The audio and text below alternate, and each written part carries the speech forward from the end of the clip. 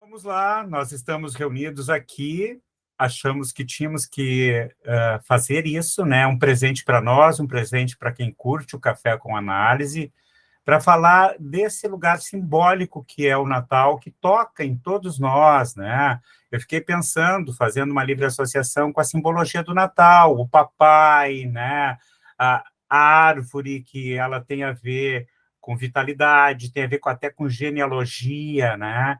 E a troca de presentes, mas também tem o outro lado, né? Que é os lutos, a melancolia, as coisas que se perderam, né?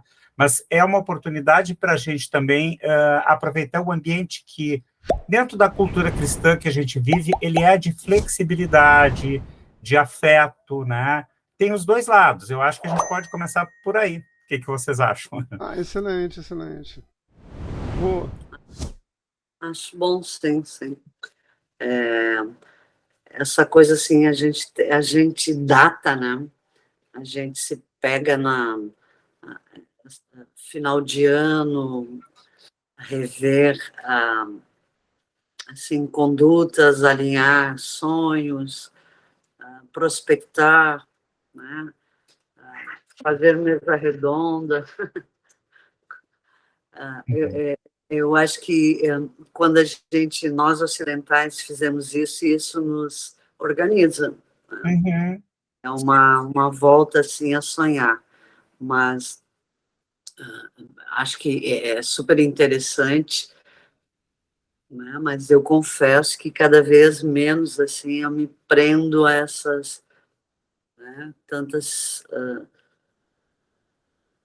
como se Tu diz o excesso de demandas. eu acho que é o excesso do consumo. Sim. Esse é um ponto que eu acho que tem sempre um lado, os dois lados também. Eu já escrevi sobre isso. E o que eu penso? Bom, qualquer data, qualquer evento que tem uma simbologia, ele está inserido no contexto capitalista que a gente vive e, obviamente, que é explorado.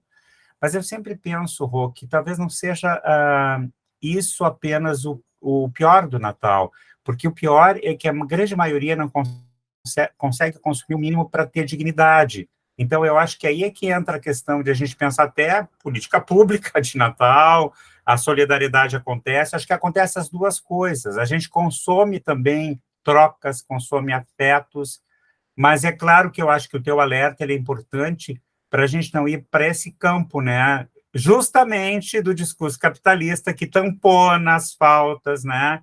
Eu acho que tem os dois lados, tem essa dialética aí, até o texto da Diana e do Mário, eu acho que é interessante, porque eles falam nos natalfóbicos, né? Uhum. Eu não sou, mas eu acho que tem todos esses lados, tem uma dialética aí a ser simbolizada.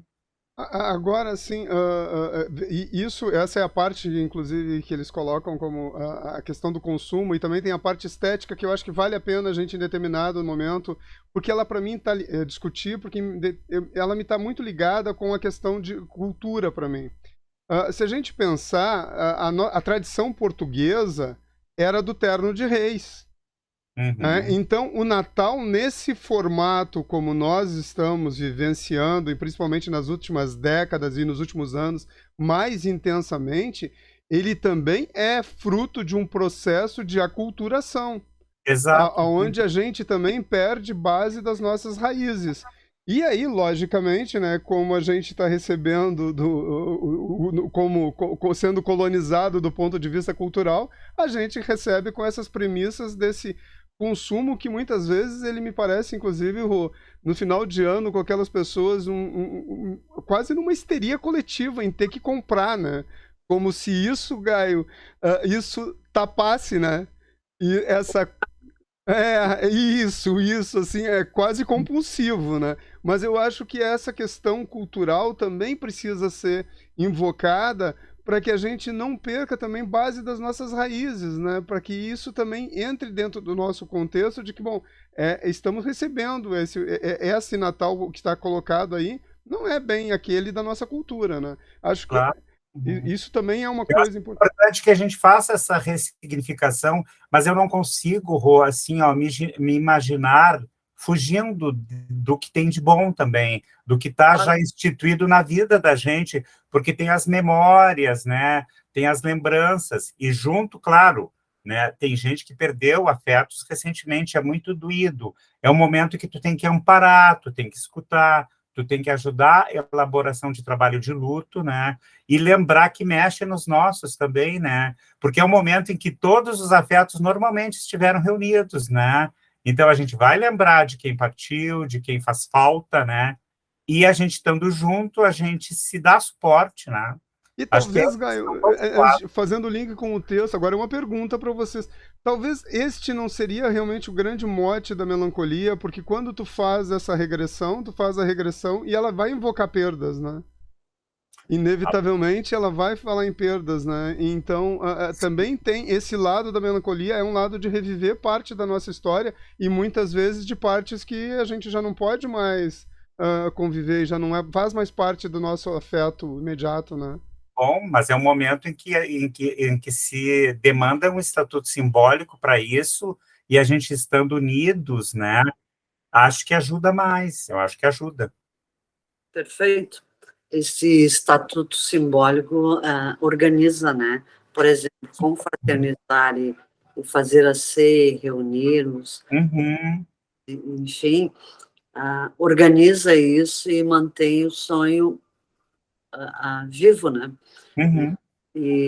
E aposta de que, bom, vamos lá, né? Mas, em última instância, o que a gente sempre tenta com todas esses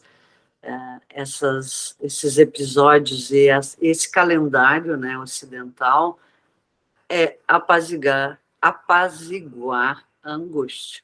Exato. Né,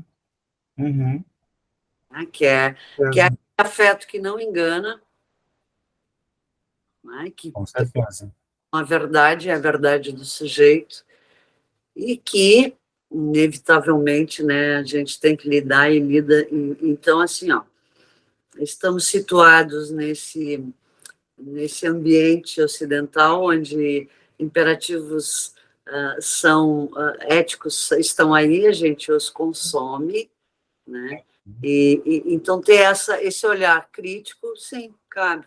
Agora, vamos deixar de confraternizar porque somos críticos? Não. Não, exatamente. Existe essa dialética que está aí. E eu me lembrei, Rô e Alexandre, o quanto aquilo que o Freud dizia que o inconsciente é o infantil, né?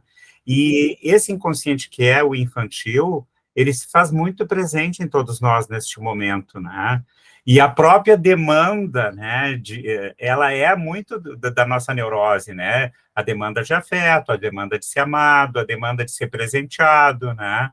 Então, acho que tudo isso está em jogo, mas o importante é que a gente possa fazer a troca e a troca da palavra, né? A palavra que console, a palavra que elabore, que dê estatuto para aquele luto ser suavizado, elaborado, não melancolizado. Eu, por exemplo, faço um filmezinho assim, eu sei de pessoas que eu vou poder dar apoio agora nesse momento que estão sem os seus afetos mais importantes que se foram, né? Então, acho que é momento de acolhimento também, né? E aí, Gaio, me vem algo na tua fala, porque quando tu falaste inicialmente a introdução, me veio bem a ideia de ciclo, né? Então, esses períodos, né, Natal, final de ano, eles evocam, né, eles nos chamam para a questão existencial de refletir sobre ciclos, né? Mesmo que seja uma invenção humana, o tempo, mesmo que o ano, né, sejam invenções humanas, mas ele nos remete a essa questão existencial. E aí eu sintetizaria com a tua fala de que, bom, se essa confraternização serve para nos acolher, nos amparar nessas angústias e nessas nossas faltas, ele passa a ter validade, saindo do lugar comum de pura e simplesmente fazer uma troca mercantilista por algum valor econômico, né? Então, eu acho que aí ele passa a ter significado, né? Eu me lembrei... Pode falar, Rô, já te interrompi. Absolutamente, Gaio, mas é claro, assim, eu me empolguei com o que o Pedro disse. Sim, ela tem um sentido e visa aí, ó, essa busca, né, de encontro, enfim, de confraternizar, dar conta exatamente desse afeto mãe, que é a angústia, né, e que a gente só tem como apaziguar pela palavra, pelo encontro, pelo falar, pelo dizer, pelo estar no mundo, não é diferente. Sim, eu me lembrei de algo que ficou e que me ajudou muito e me ajuda na intervenção com os meus pacientes que estão enlutados, é a importância da gente perceber o que do doente querido que partiu fica na gente, né?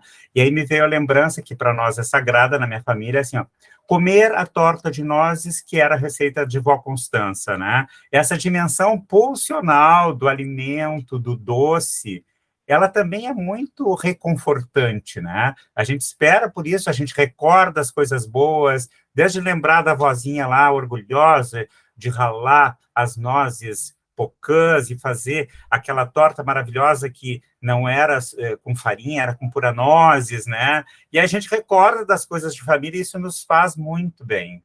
Acho que imagino que passou um filminho na cabeça de vocês de algo semelhante também, né?